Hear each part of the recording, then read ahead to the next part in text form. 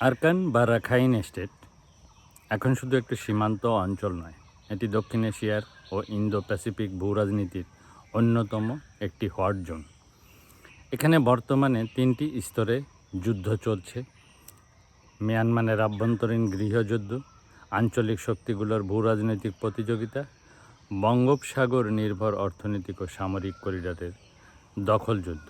তো সুপ্রিয় দর্শক শ্রোতা, বিষয়টি ভালো লাগলে শেয়ার করে ছড়িয়ে দেবেন এবং সাবস্ক্রাইব করে পাশে থাকার অনুরোধ রইল। আরাকান আর্মি এখন কতটা শক্তিশালী?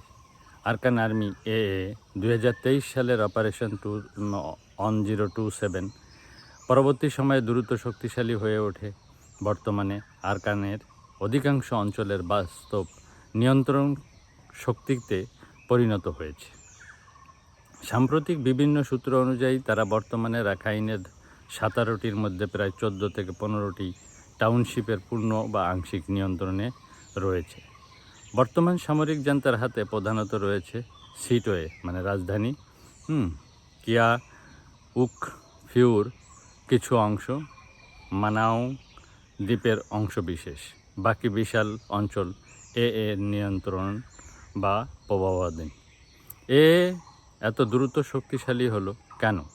কারণ তারা শুধু গেরিলা বাহিনী নয়, এখন ডিফ্যাক্টো প্রশাসন চালাচ্ছে, ট্যাক্স আদায় করছে, আদালত ব্যবস্থা চালু করেছে, স্থানীয় প্রশাসন ব্যবস্থা নিয়েছে, সীমান্ত বাণিজ্য করছে, নিরাপত্তাও নিয়ন্ত্রণ করছে। অর্থাৎ তারা রাষ্ট্রের ভিতরে আরেক রাষ্ট্র হয়ে উঠেছে। মিয়ানমারের সামরিক সরকারের যে অবস্থা বর্তমান, তাতমাদু বর্তমানে ভয়াবহ চাপে রয়েছে। 2021 সালের অভ্যুত্থানের পর দেশ জুড়ে গৃহযুদ্ধ, অর্থনৈতিক পতন, হাজারো সেনা হতাহত, বহু সীমান্ত অঞ্চল হারানো, আন্তর্জাতিক বিচ্ছিন্নতা। এখন তাদের সবচেয়ে বড় ভরসা হলো বিমান হামলা, ভারী অস্ত্র, বিদেশি সমর্থন, বিশেষত চীন ও রাশিয়া। বর্তমানে ও জান্তার মধ্যে স্থায়ী শান্তির সম্ভাবনা খুব কম। যদিও মাঝে মাঝে আলোচনার প্রস্তাব আসে, কিন্তু উভয় পক্ষই সামরিকভাবে নিজেদের শক্ত অবস্থান থেকে আলোচনা করতে চায়। চীনের প্রকৃত খেলা বেল্ট অ্যান্ড রোডের সমুদ্রদ্বার। চায়না আরাকানকে দেখে শুধু একটি সীমান্ত অঞ্চল হিসেবে নয়, বরং ভারত মহাসাগরের প্রবেশদ্বার হিসেবে। চীনের প্রধান স্বার্থ হল কিয়াউক ফিউ গভীর সমুদ্র বন্দর, চীনের জন্য অত্যন্ত গুরুত্বপূর্ণ। এখানে রয়েছে গভীর সমুদ্র বন্দর, তেল ও গ্যাস পাইপলাইন, ভবিষ্যৎ অর্থনৈতিক করিডোর। এই করিডোর চীনের ইউনান প্রদেশকে সরাসরি বঙ্গোপসাগরের সাথে যুক্ত করেছে। এর ফলে মালাক্কা প্রণালীর উপর নির্ভরতা কমে গেছে, ভারত মহাসাগরে চীনের প্রবেশ সহজ হয়েছে, আর সামরিক ও বাণিজ্যিক সুবিধা বাড়বে বলে তাদের ধারণা করছে। চীনের ডুয়েল গেম, চীন একসাথে জান্তার সাথে সম্পর্ক রাখছে, আবার আরাকান আর্মি এর সাথেও যোগাযোগ রাখছে, কারণ তারা জানে ভবিষ্যতে যেই জিতুক তাদের প্রকল্প নিরাপদ থাকবে। এটা হচ্ছে দুদিকেই বাজি ধরার কৌশল। ভারতের প্রকৃত উদ্বেগ, ইন্ডিয়া আরাকানকে দেখে প্রধানত নিরাপত্তা ও উত্তর পূর্ব ভারতের সংযোগের দৃষ্টিতে। ভারতের সবচেয়ে গুরুত্বপূর্ণ প্রকল্প কালাদান মাল্টি মোডাল প্রজেক্ট। এই প্রকল্প কলকাতা সিটওয়ে বন্দর, কালাদান নদী, মিজোরাম সংযোগ তৈরি করবে। ভারতের উদ্দেশ্য বাংলাদেশের উপর নির্ভরতা কমানো, চিকেন নেক ঝুঁকি কমানো, উত্তর পূর্ব ভারতে বিকল্প সমুদ্রপথ তৈরি। আরাকান আর্মি বর্তমানে পালেওয়েতে অঞ্চলের নিয়ন্ত্রণ নেওয়ায় ভারত এখন তাদের সাথেও যোগাযোগ রাখছে। ভারতের ভয়, ভারত আশঙ্কা করে চীন যদি আরাকানে পূর্ণ প্রভাব পায়, তবে বঙ্গোপসাগরে চীন উপস্থিতি বাড়বে, উত্তর পূর্ব ভারত কৌশলগত চাপে পড়বে। আমেরিকার ভূরাজনৈতিক অবস্থান, ইউনাইটেড স্টেটস সরাসরি আরাকান আর্মিকে সমর্থন না দিলেও মিয়ানমারের জান্তা বিরোধী অবস্থানে মানবাধিকার ও গণতন্ত্রের প্রশ্নে চাপ সৃষ্টি করছে, চীনের প্রভাব কমাতে চায়। আমেরিকার মূল লক্ষ্য চীনের সমুদ্রপথ নিয়ন্ত্রণ ঠেকানো, ইন্দো প্যাসিফিক ভারসাম্য বজায় রাখা, বঙ্গোপসাগরে চীনা সামরিকীকরণ রোধ। তবে বাস্তবে আমেরিকান মাঠ পর্যায়ে প্রভাব চীনের তুলনায় কম। বাংলাদেশের জন্য সবচেয়ে গুরুতর বাস্তবতা হলো বাংলাদেশ এখন একটি অত্যন্ত জটিল অবস্থানে, কারণ বাংলাদেশ একই সাথে রোহিঙ্গা সংকট বহন করছে, সীমান্ত নিরাপত্তা সামলাচ্ছে, চীন ভারত প্রতিযোগিতার মাঝখানে পড়ে আছে, বঙ্গোপসাগরীয় কৌশলগত অবস্থানে আছে।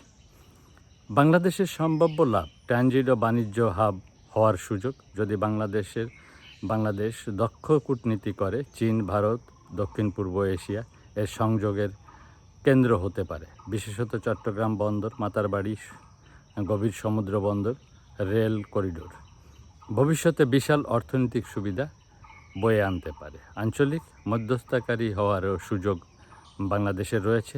রোহিঙ্গা প্রশ্নে মানবিক সহায়তায়, সীমান্ত সংলাপে একটি গুরুত্বপূর্ণ কূটনৈতিক শক্তি হতে পারে।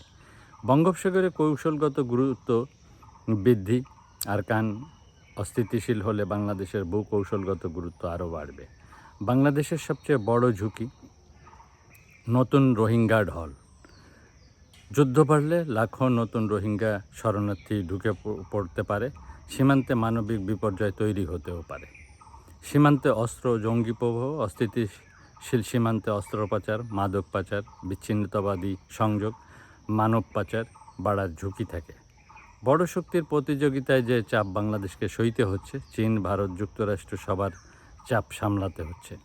একদিকে ঝুঁকলেই অন্য পক্ষ অসন্তুষ্ট হয়ে যাচ্ছে। তো বাংলাদেশের সবচেয়ে প্রয়োজনীয় কূটনৈতিক দূরদর্শিতা হওয়া উচিত হলো ব্যালেন্স, নিউট্রালিটি। কোনো এক ব্লকের প্রক্সি হয়ে যাবে না।